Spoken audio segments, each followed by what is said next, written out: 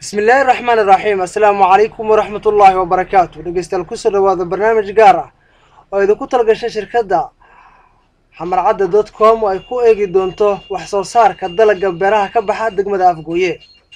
برنامج كان وحامر كاسوي هاي برنامج جودانا كوبا قندونا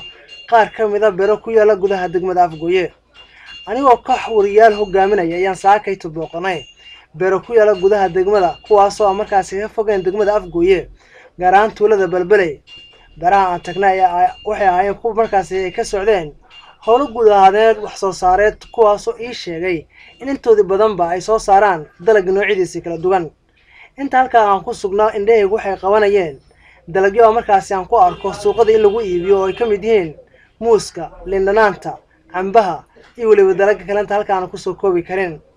dadku waxay ku mashquulsanayeen qaarkood soo goynta dalagga soo baxay qaarna waxay ahaayeen kuwa markaas si roraya wax la soo gooyay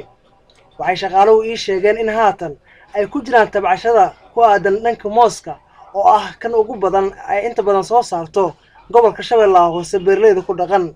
waxa saameeyay sida ii sheegeen webiga Shabeelle markii biyihii si la waayay hayeeshee haatan biyo la helay taasoo keentay in dib u soo laabto gabiyahan mooski in la tilaalo haatan uu noqdo markaas uu soo baxo sida ayaga ay tilmaameen sidoo kale waxaa qayb ka ah dalagyada la beerayo ansalaatada iyo waliba qudrada kaleento oo hore loo waayay bulshada halkaas aan kula kulmay waxay ii tilmaameen in maalin walba halkaas laga qaado liindanaan in ay markaas la geeyo gobolada dalka Soomaaliya iyo waliba dalka dibadiisa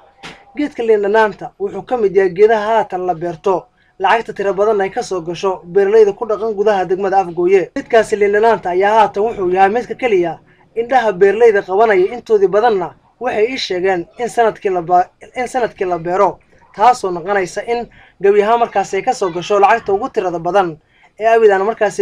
beeraley helin liinbanbeermada oo qayb ka ahayd waxyaabaha laga helo gudaha degmada ayaa la sheegay in sanadkeedu dhiman yahay kadib waraysi qaar ka mid ah dadka aan la yeeshay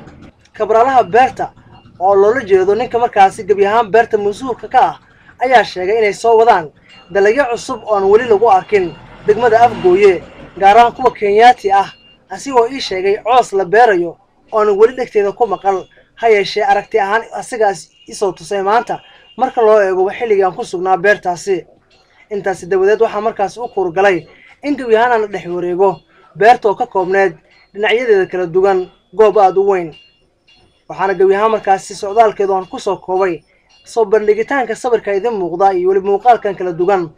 gudaana barnaamijkeena ayaan halkaas ku soo koobay aan wax ku ogaanay wax soo saarka beeraha ee degmada Afgooye iyadoo gacan weyn barnaamijka aan ugu mahadcelinayo iga siiyay ay studio Doodonis madaxiisa ugu sareeya Ibrahim iyo waliba cameraman Cawaale anigoo Maxamed Saciid xalana barnaamijka halkan aan ka soo jeedinayay barnaamijka la mid ah inta dib ugu kulmi doono bahda la socota xamarcadda.com waxaan leeyahay sidaas iyo amaana Allah.